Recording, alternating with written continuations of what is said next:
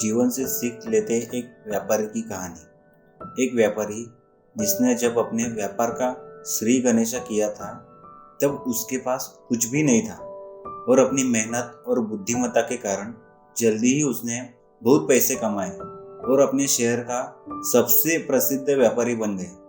अब उसके अंदर घमंड ने प्रवेश कर लिया था। जहाँ पहले वह सभी से विनम्रता के साथ बात करता था, अब उसकी हर बात में अकात होती थी। यह सब देखते हुए जो जमीर वाले व्यापारी थे, उन्होंने उस व्यापारी के साथ व्यापार करना बंद कर दिया। जो बचे हुए व्यापारी अब भी व्यापार कर रहे थे, वह अव्वल दर्जे के चापलूस थे।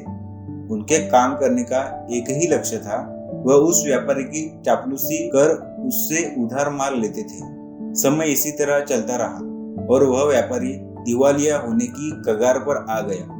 जब उसे इस बात का एहसास हुआ तब तक बहुत देर हो चुकी थी। वह इतना गरीब हो चुका था कि जितना कि वह व्यापार शुरू करते समय भी नहीं था। उसके सामने जिंदगी का वह मंच था जहां उसे सब कुछ शून्य से आरंभ करना था।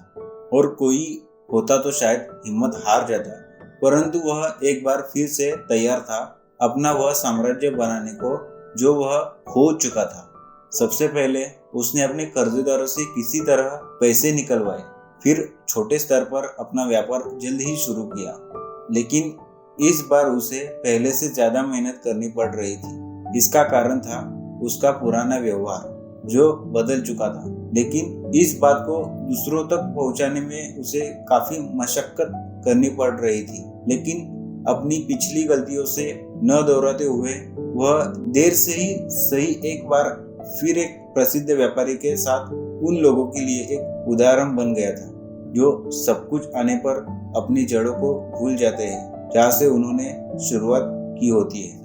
जैसे जैसे इंसान रूपी वृक्ष ऊपर की ओर बढ़ता है, उसे अपनी मजबूती बनाए रखने के लिए अपनी जड़ों को भी नीचे तक पहुंचाना पड़ता है, अर्थात उसे अपना विनम्र स्वभाव बनाकर रखना पड़ता है।